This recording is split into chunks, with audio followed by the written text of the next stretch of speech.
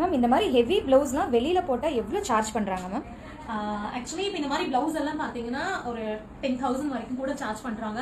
Sometime எனக்கே rate கேட்கும்போது ஒரு சாரி ரேட்டே இருக்கே அப்படிங்கிற மாதிரி தோணும். பட் அந்த ஸ்டூடெண்ட் ஒர்க் பண்ணும்போது உண்மையிலேயே அந்த ரேட்டு கொடுக்கலாம் அப்படின்னு தோணும்.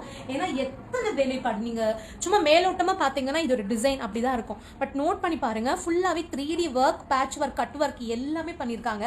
இப்போ இது எப்படின்னா இது மட்டும் தான் ஃபர்ஸ்ட் லேயர். இது ஃபுல்லா பண்ணிட்டு அதுக்கு மேல இது ஒன்னையும் தனித்தனியா ஒர்க் பண்ணி கட் பண்ணி அதை இதுக்கு மேல ஸ்டிச் பண்ணிருக்காங்க. அதுக்கப்புறம் இதை ஸ்டிச் பண்ணிருக்காங்க.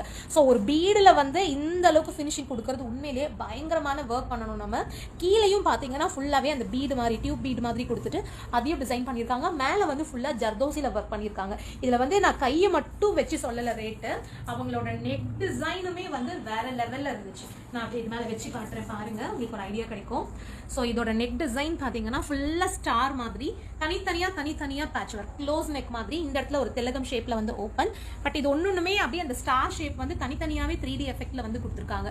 ஸோ இந்த பிளவுஸ்க்கு வந்து அந்த ரேட் கொடுக்கலாம், வர்த்து தான். பட் இது நாங்க வந்து கஸ்டமருக்காக போட்டது இல்ல, இது எங்க ஸ்டூடெண்ட் அவங்களுக்காகவே போட்டுக்கிட்டது. அதுவும் எங்க ஸ்டூடெண்டோட ஃபர்ஸ்ட் பிளவுஸ் இது அப்படின்னு சொன்னா நீங்க நம்புவீங்களா? நம்பிதான் ஆகணும். ஏன்னா இது அவங்களோட ஃபர்ஸ்ட் பிளவுஸ் தான். அவங்களோட ஃபீட்பேக் கூட ஆல்ரெடி நான் போட்டிருக்கேன். ஸோ எப்படி இருக்குன்னு சொல்லுங்க, அழகா இருக்குல்ல? கமெண்ட்ல சொல்லுங்க இந்த ஒர்க் உங்களுக்கு பிடிச்சிருந்துச்சுன்னா.